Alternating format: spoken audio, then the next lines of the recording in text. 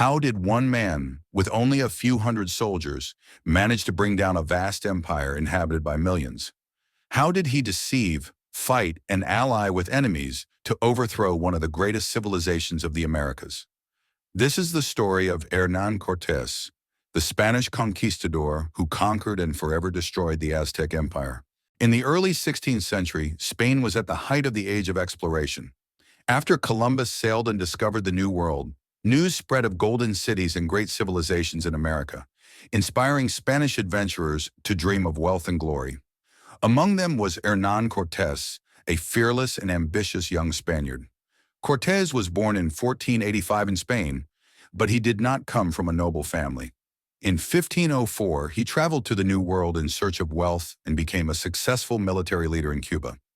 In 1518, he heard about the Aztec Empire, rich in gold, and decided to conquer it, despite his army being very small. And so, the greatest invasion in American history began. In 1519, Cortés set sail with only 500 soldiers, 16 horses, and a few cannons to the shores of Mexico, where the Aztec Empire ruled the region under the leadership of Emperor Montezuma II.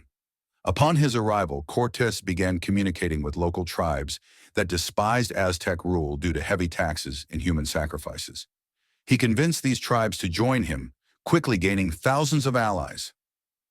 When Montezuma heard about the Spaniards, he was unsure of what to do, because an ancient Aztec prophecy foretold that their old god, Quetzalcoatl, would return from the east. And so, when Cortés arrived in the Aztec capital, Tenochtitlán, Montezuma cautiously welcomed him, but treated him as a guest rather than an enemy. And that was a fatal mistake. When Cortés entered the city, he was astonished by its grandeur and wealth.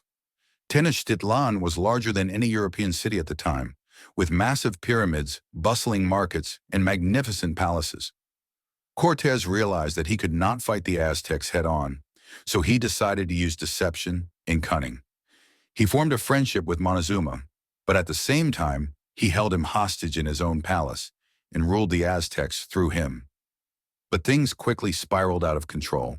In Cortés' absence, his soldiers began killing priests and desecrating temples, enraging the city's inhabitants. A massive uprising erupted, and the Aztecs besieged the Spaniards inside the royal palace. Cortés tried to use Montezuma to calm his people, but they had lost respect for him and stoned him to death. Cortés had no choice but to flee the city under the cover of darkness, but he lost more than half of his army in what became known as the Night of Sorrows in 1520. But Cortés was not the kind to surrender. He returned for revenge. After his escape, Cortés reorganized his army and gained greater support from local tribes. In 1521, he returned with an army of 1,000 Spaniards and more than 50,000 warriors from allied tribes. He imposed a severe siege on Tenochtitlan for months, cutting off its food and water supply. He used warships and cannons to strike the city, while his soldiers and allies attacked from all directions. On August 13, 1521, Tenochtitlan completely fell, marking the end of the great Aztec Empire. After the fall of the city, the Spaniards looted its wealth, destroyed its temples, and built present-day Mexico City on its ruins. They killed tens of thousands of Aztecs and imposed their full control over the region. Cortés became the new ruler of Mexico, but he did not receive the respect he had dreamed of in Spain. He was later dismissed and returned to die alone in 1547. The lesson from the story of Cortés and the fall of the Aztec strength is not everything. Sometimes deception is a more powerful tool than the sword. Cortés was not the strongest, but he used his intelligence and alliances to win. Blind trust can be fatal. Montezuma believed that Cortés might be a god, so he welcomed him peacefully. And that was the greatest mistake of his life. No empire can remain strong if it is divided from within. The Aztec tribes helped the invaders overthrow their own rule because they resented the empire from the inside. And so, one of the greatest civilizations in history came to an end.